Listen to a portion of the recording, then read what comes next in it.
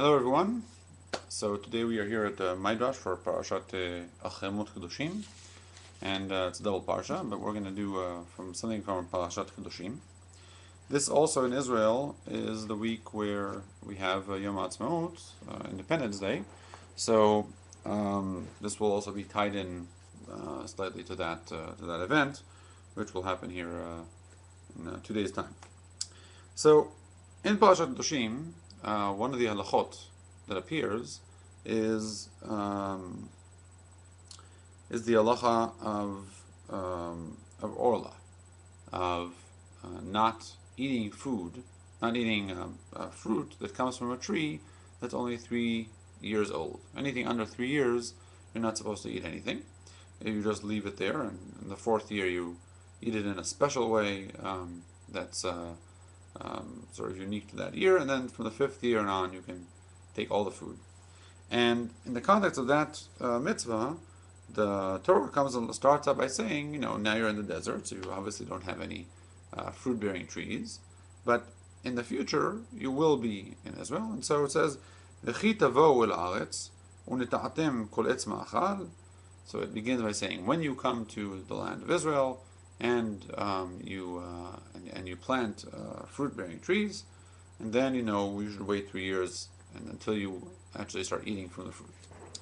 Now, this seems to be that the phrasing in the verse is that the words we just now read are a condition, meaning the following halachot, the following laws that I'm going to give you now, are conditioned on arriving in Israel and having trees, which is naturally true, because if there are no trees, then there's nothing to there's no 3 years to wait for. So the Midrash, though, takes us a step further and sees this statement about if you plant a tree to be not fully a mitzvah, not a command, but sort of a nudge or like a hint, God saying, this is what you should be doing.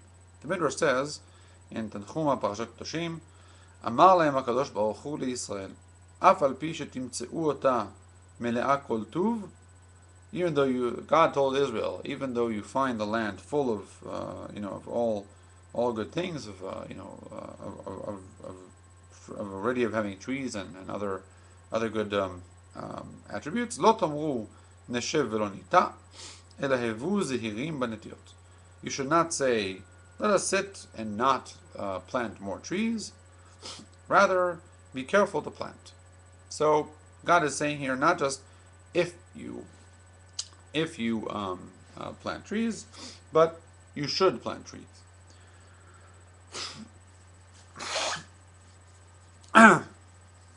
כשם שנכנסתם ומצאתם נטיעות שנטעו אחרים, just like when you came to Israel, you found netiot, you found plants that others had planted, trees that others had planted, אף אתם היו נוטעים לבניכם. You should also plant those for your children. Just like you're benefiting from the previous generation that lived in this land, so should you make sure that your next generation can also enjoy the same kind of quality of life that you are. שלא יאמר אדם, אני זקן, כמה שנים אני חי. מה אני עומד ומתייגע לאחרים למחר אני מת? A person shouldn't say, I'm old, how long will I live already? Why should I work hard for other people?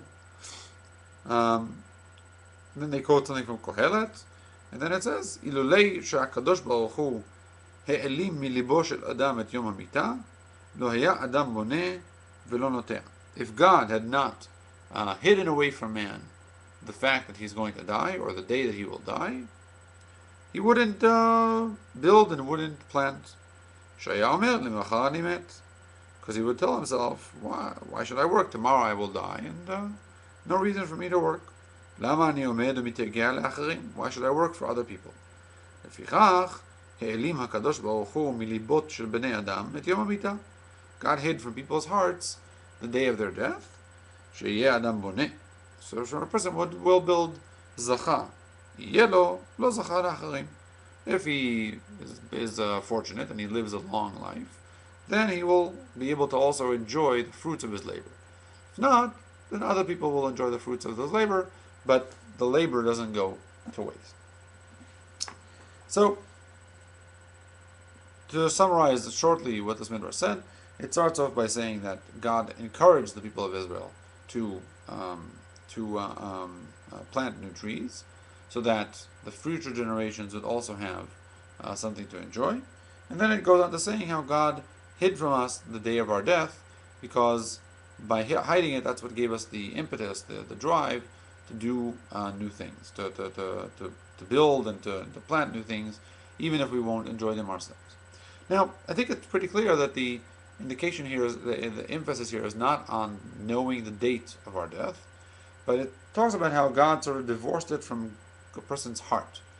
And it seems to be more emphasizing the issue about God making it so that we don't think about our day of death too much. We don't think about the fact that we live short lives and that we won't get to enjoy a lot of the fruits of our labor. Rather, we seem to behave usually as if we're going to live forever. And a lot of our work and a lot of our effort is designed for some future date to give some sort of a benefit. But whether we survive to that date or not is sort of, we don't know. And so if we were always worried about dying, then we wouldn't work almost at all, or we would do the bare minimum and not advance this land and this world to where it can go. Now the question is, about this Midrash, what exactly is going on here? God comes along and encourages the people of Israel to plant. And later on we hear that this tendency to plant is actually embedded in our nature, because God has divorced us from thinking about death, so we will do it by our very nature. And the question should arise, the people that lived there before, the non-Jews, the 7 nations that lived there before, the ones who planted the trees that the people of Israel are about to enjoy, did they need a command or encouragement to do it? They just did it because they needed food, right? And so, why is it that God needs to encourage the people of Israel to plant more trees? Wouldn't they do it just by themselves? I understand that it's important, but why does God even need to say it? Does he say, I encourage you to breathe? You'll do it anyway. It's just the kind of thing that you do rationally. Why does this thing have to appear here? So I think the answer is in the portion that follows this Midrash, in the Midrash. It's a pretty long portion, so I won't read it, but I'll summarize it for you. It's a story. And it tells about Adlianus, who later on became one of the kings of the area. I believe he was from the either Roman or Greek empire, who was walking around in Israel and saw an old man planting some figs, and I think it was figs, tanning. And when he saw him doing that, he said, "Why are you planting? You're not going to benefit from this. You're too old." So the guy told him, similar to what we just saw, well, I'm planting it, and if I'm lucky and I live for a few more years, then I'll be able to enjoy the fruits of my labor. And if not, my kids will have it.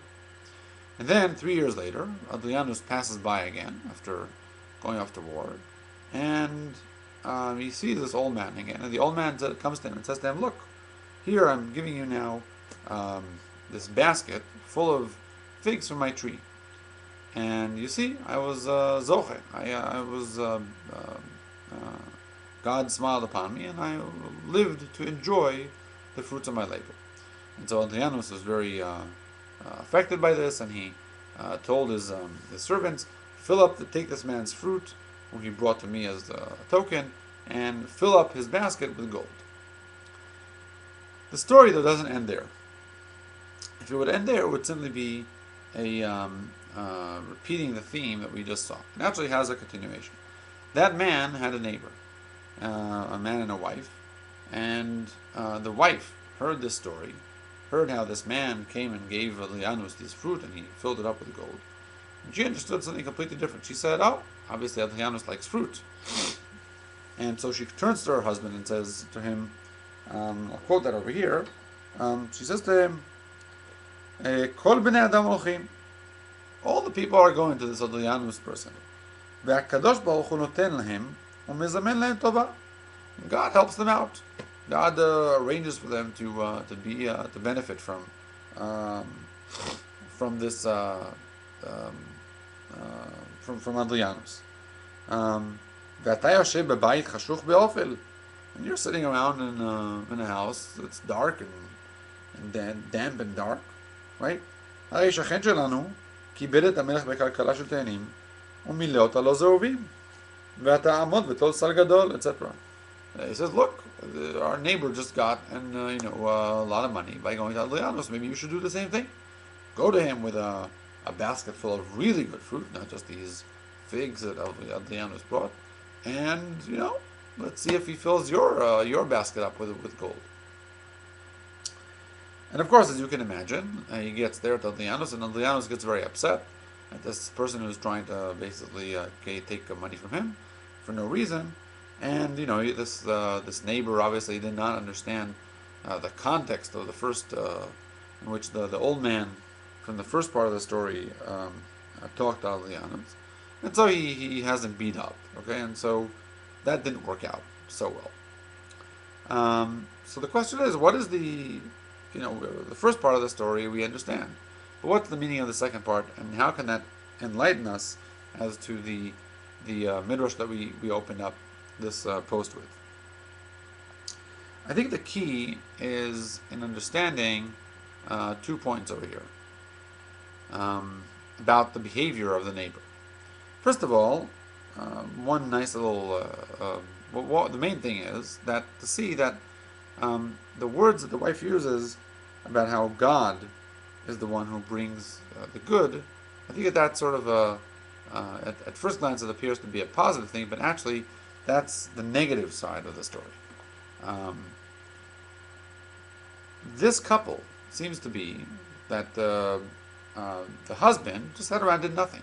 He was unemployed, and he didn't do anything with his time. He's sitting in a dark and dank house, his wife says. Instead, she says, go to Adlianus and bring him a box of fruit so that maybe he'll give you a lot of money. So, and what does she say to justify this approach? She says, look, God gives people what they deserve. It sounds like she's trying to say, let's rely on miracles. There's a very famous statement in Halacha, Lo somchim al hanes. We do not rely on miracles. Miracles might happen, and when they do, they're wonderful. But one should not build their life upon the idea that miracles will occur. You have to sort of work within the laws of this world.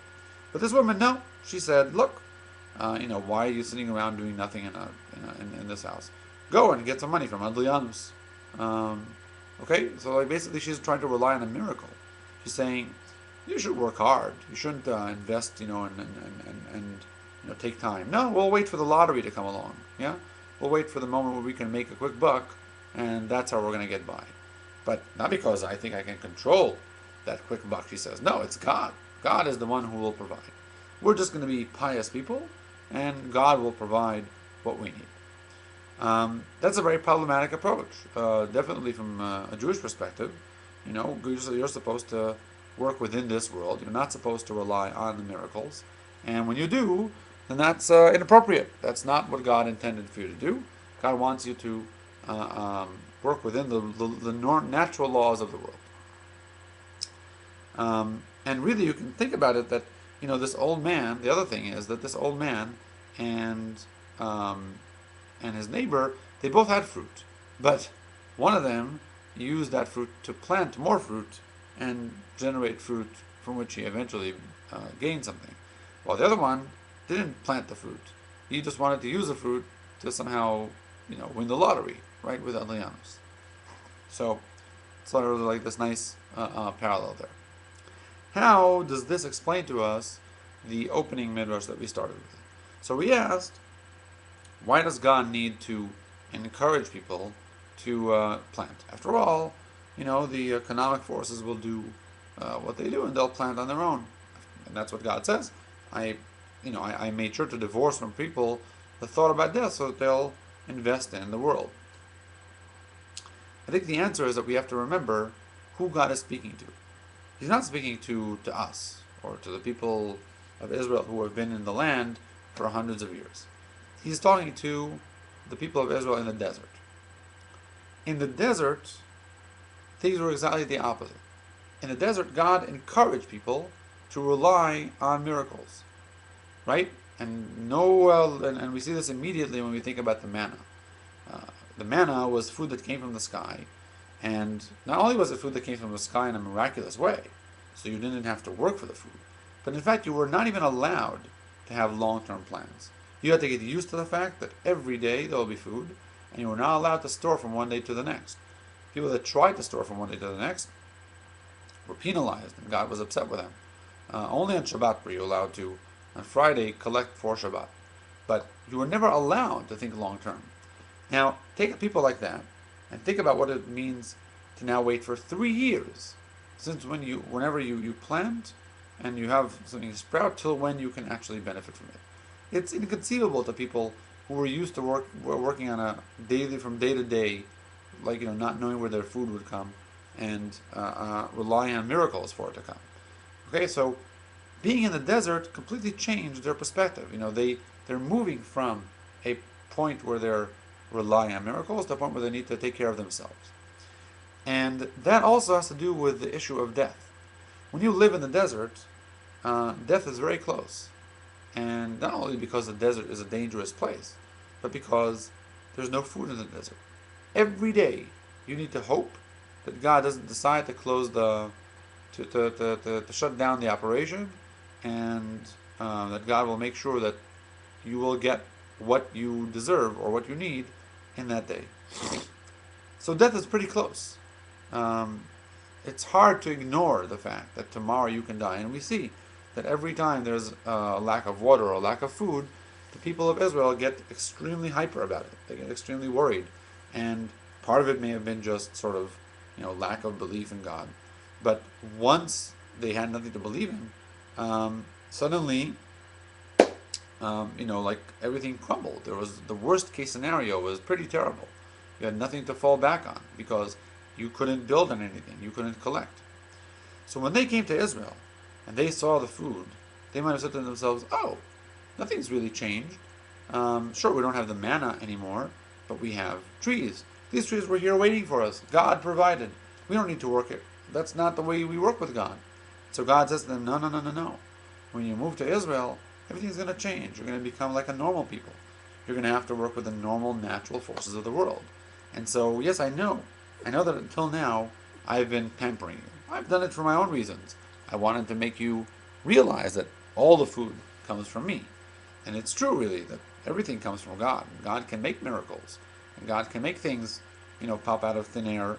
And He could provide for you if He wanted that way.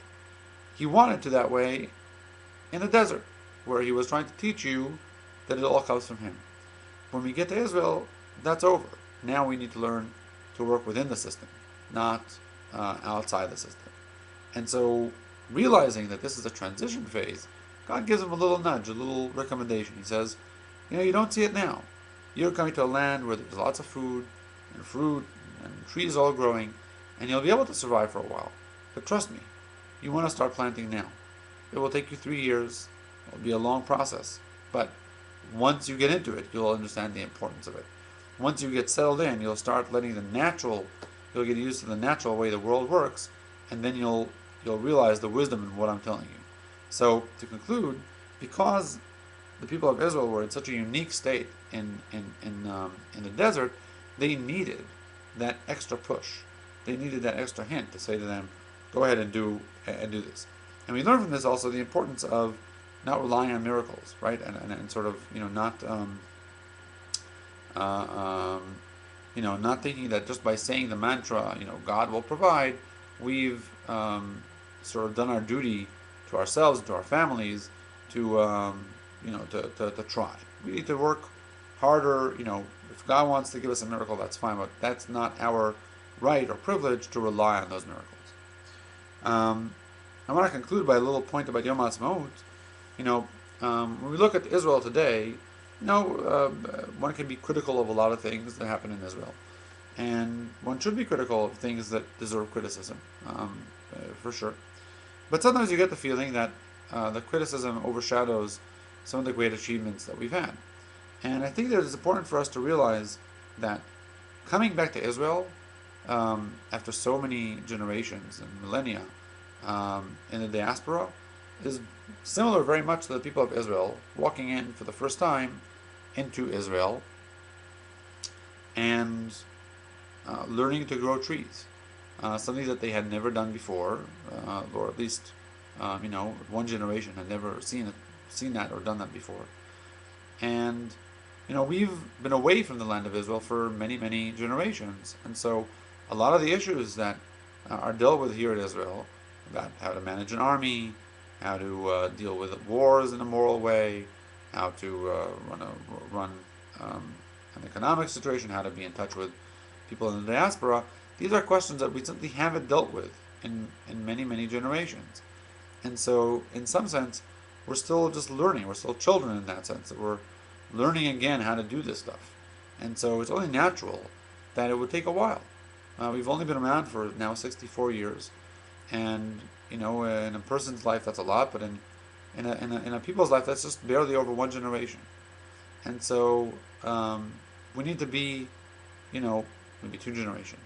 We need to be patient and understand that this is a process that's important to go through. And there will be ups and downs and things that will need to be fixed. But this is where it's happening. And this is what would happen no matter what. This is the process of growing back into being a living, breathing nation, which has its own homeland, its own government, its own institutions, and hopefully, B'ezrat Hashem will eventually become a light unto the nations. Shabbat Shalom.